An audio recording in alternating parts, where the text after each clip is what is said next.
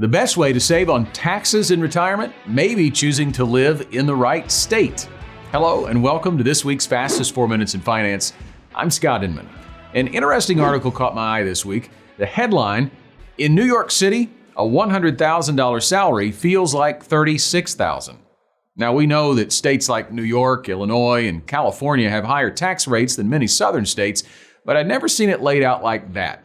The article uses data from an analysis by SmartAsset, a consumer-focused financial information provider. This analysis looked at 76 of the largest U.S. cities to see where $100,000 goes furthest, accounting for taxes and cost of living. New York City was the worst. After applying federal, state, and local taxes to the $100,000, then accounting for higher prices and higher rent, the take-home pay for a New Yorker making that six-figure income is $35,791. Also in the bottom 10, Honolulu, San Francisco, Washington, D.C., Los Angeles, Boston, and Seattle. And at the top of the list was Memphis, with take-home pay at $86,444. 7 cities in the top 10 were in Texas. The Lone Star State, of course, has no state income tax. Oklahoma City was third. No Arkansas cities were included in the study. Now, with data like this, it's no surprise that, generally speaking, southern states are gaining in population while northern states are dropping. New York City alone lost more than 300,000 residents from July 2020 to July 2021, according to the U.S. Census Bureau. There are other factors included in the population shift, including workplace mobility and severity of COVID lockdowns, but it's no coincidence that over the past 11 years, Texas added more residents than any other state. All of this matters for workers, but it also matters for retirees.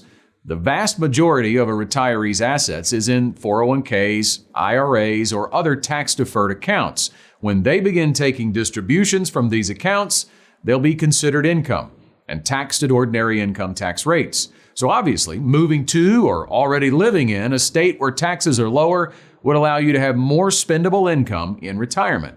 Sometimes that would not even be a long move. For instance, the top tax rate in California is over 13%, but Nevada, which is next door, has no state income tax.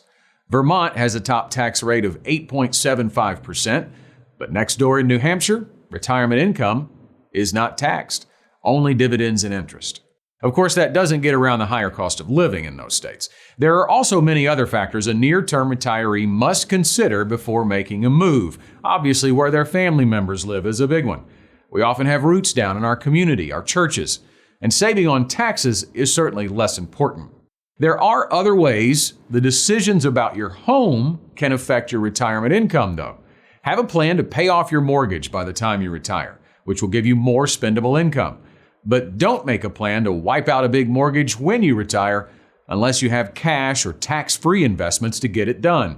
Taking a lump sum from your tax-deferred accounts can create a huge tax bill. For instance, if you withdraw $100,000 from your IRA to pay off your mortgage, that's $100,000 that's added to your other income for the year, putting it in your highest marginal tax rate. You can also downsize, especially if paying off your mortgage by retirement is not realistic. Work with a financial advisor to consider where you live in retirement, and that can be a big boost to making sure your money lasts. Thanks for watching.